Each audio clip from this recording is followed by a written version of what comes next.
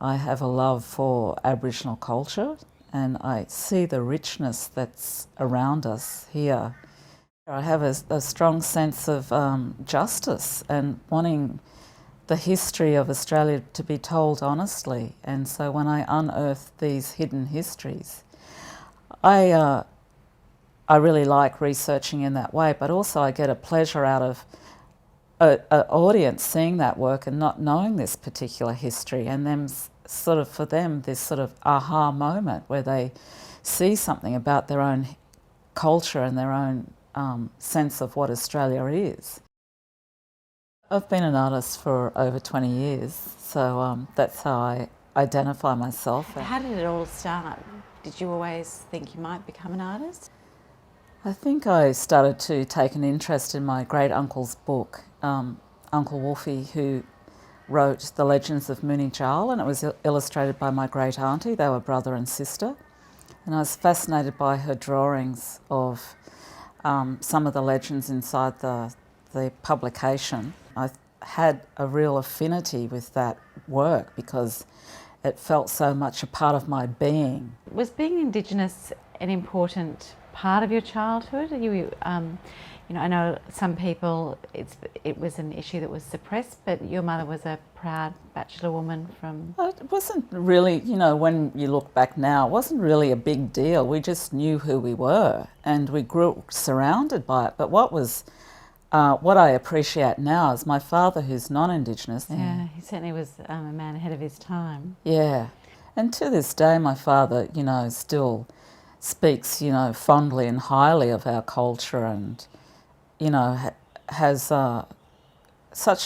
he's got a good intellect, and he understands how important Aboriginal culture is, to his children, but also to the broader Australian community. And so talk to us about your early experiences on Fraser Island. You would just get lost in this world for a whole month. We'd be over there, and it was just bliss in the beginning because there was hardly anyone there. That was untouched, and tourists hadn't discovered it.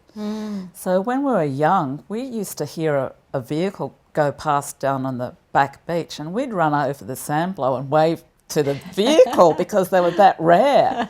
We used to collect a lot of pippies. In our language they're called wongs, or properly they're called wawongs, and so we'd sort of remember sort of some of the creation stories related to that, or how the coloured sand came into being. So we'd go to Lake Mackenzie, and Mum said, oh, your grandfather swam across to the other side, and so there would be stories that would pop up in the conversation, and then my Uncle Horry would come across with us sometimes, and there'd be more stories added to that layer.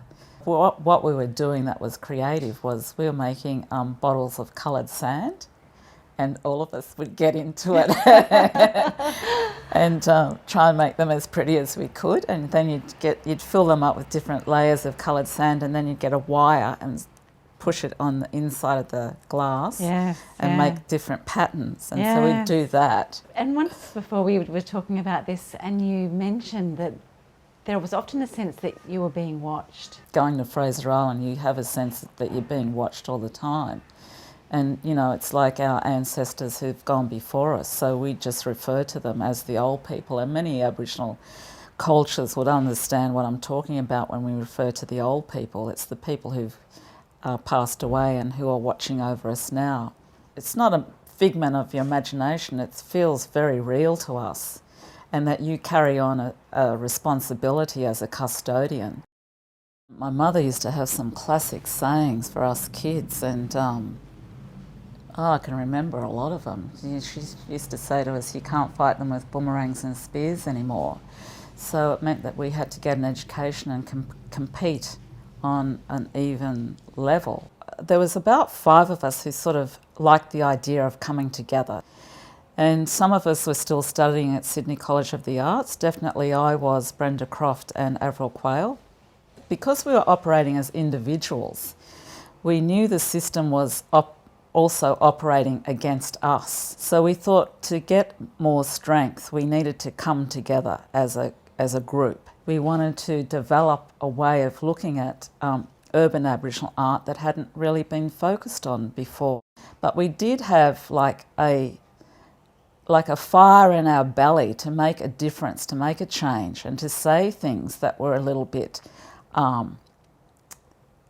controversial, or to challenge people's perceptions of what Aboriginal art is, like at the State Library of Queensland, where I'm talking about the use of opium in Queensland and how rife it was right across the state, from, you know, the state government issuing licences to the layperson who was distributing it in the districts. I just wondered if you could talk a little bit about Dispersed, which I saw in the new Indigenous hang at the NGA recently. That particular year I read 2 publications, and both of them overlapped in terms of like how the government reporting was being done on the Native police and the people who were in charge of the Native police, and these words kept coming up because they didn't actually want to use the words that had taken place where they'd killed or massacred Aboriginal people. So they, in government reports, it was spoken of in terms of disperse, dispersing and dispersal.